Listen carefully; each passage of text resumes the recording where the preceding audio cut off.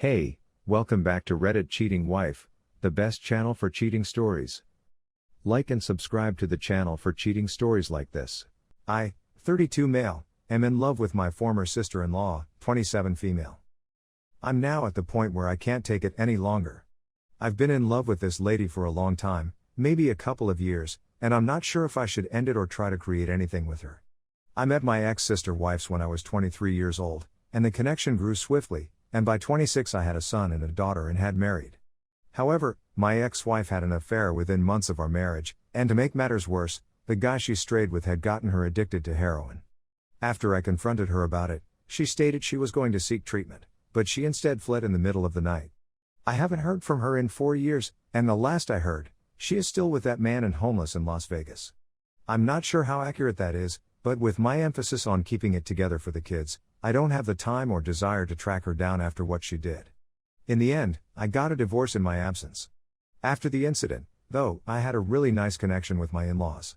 Every other weekend, my kids stay with their grandparents on that side, and they still treat me like a son. I still attend to Christmas parties and well liked by the family. Nobody speaks about my ex anymore, mostly to avoid worrying my children. My eldest, my son, is deeply affected by his mother's departure. He's now 9, and I had to get him counseling when he told me he wished his mother was dead. She had been verbally abusive at the end, when he was around 5 or 6 years old. Anyway, in the year after my ex's departure, her sister and her boyfriend began visiting the kids often. They knew I worked a lot and would babysit as practice since they wanted to have their own children. My kids adore them and have been spoiled by them, which I didn't mind since we could all need a little cheer.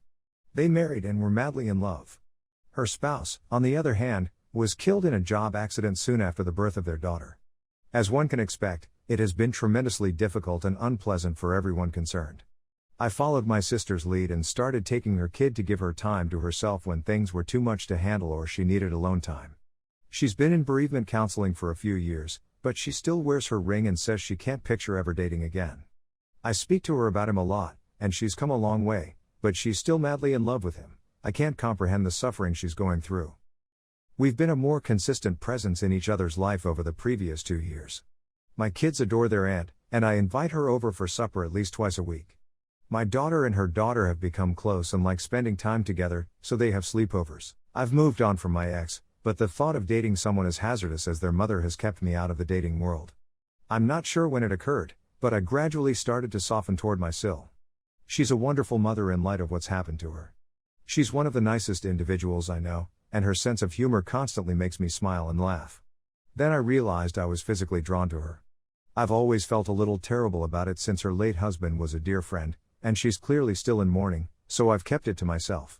We've spent more time together since COVID began, since social alienation has caused us to lose touch with most other people. Nothing romantic has ever been addressed, and I try not to flirt, but last week after the kids went to bed, I prepared us a few drinks, not enough to be drunk on, but she said she'd rather stay the night, so I took her sofa. This morning, I woke up to breakfast, and the 4 of us felt like the kind of family I've always wanted. She even kissed my forehead, something she doesn't usually do. I still didn't say anything, but when she went, I discovered my kid in his room, calmly playing with his toys.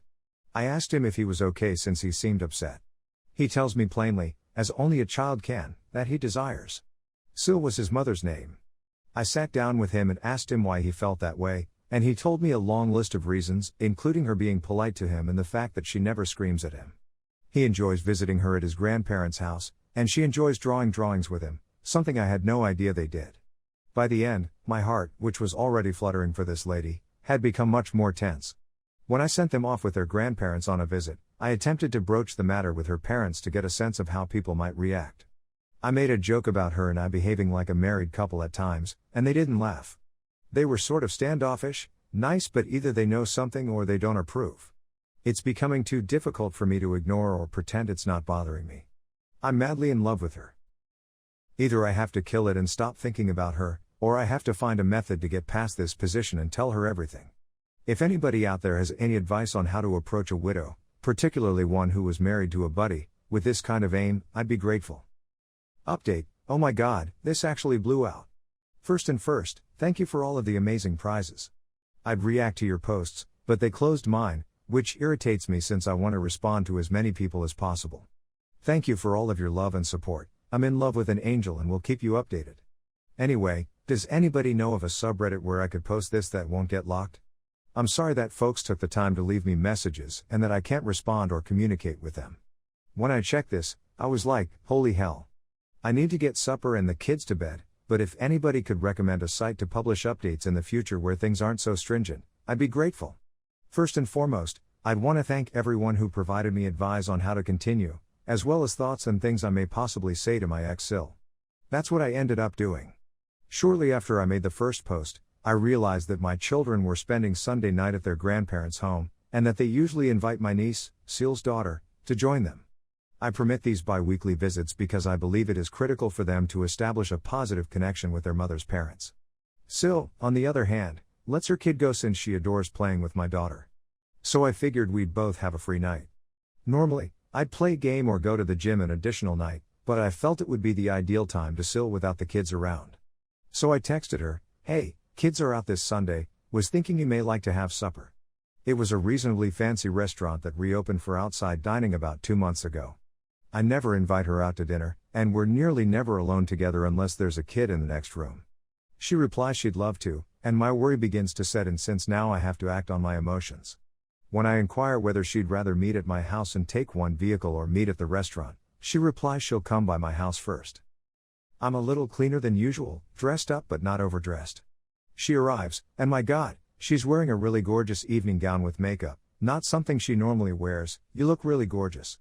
I had to have been slack-jawed for a second, haha. We make small conversation and congratulate one another on how we look, but I still don't have the courage to bring up the subject, and she isn't pressing it.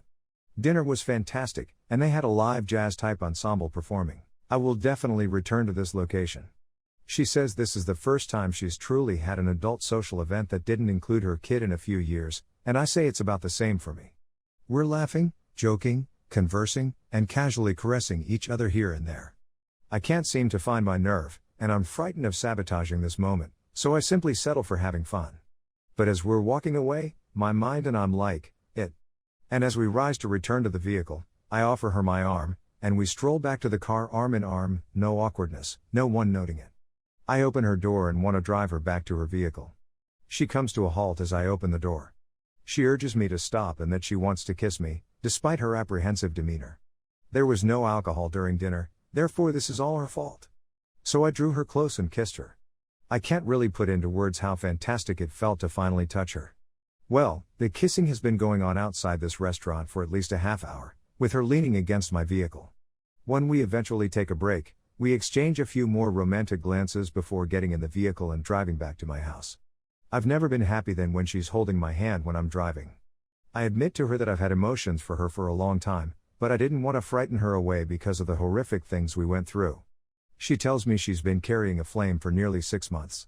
I had gone on a few Tinder dates at the time, and since we were just friends, I detailed what a shambles those encounters were.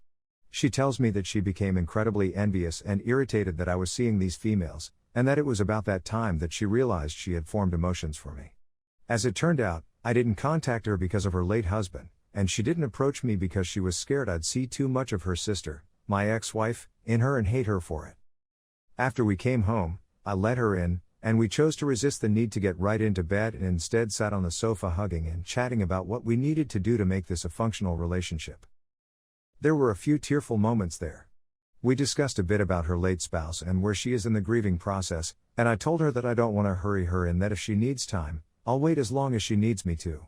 She says she feels like she's at a position where she can love again, that she's gone beyond feeling guilty for having emotions for me, which was a problem for her. She then brought up her sister, as well as the obvious issues raised in the comments section. What would we do if X ever showed up around here again or tried to re-enter my children's lives? What if she returns transformed and apologetic? Would I accept her back? I told Sil that it was a no-brainer, that I'd forgiven her for cheating on me, but I'd never forgive her for what she did to my baby. Before his mother began cheating, using, and lashing out at him, he was a sunshiny and joyful youngster. He's doing better today, but his demeanor and negativity for someone so young bothered me for a long time.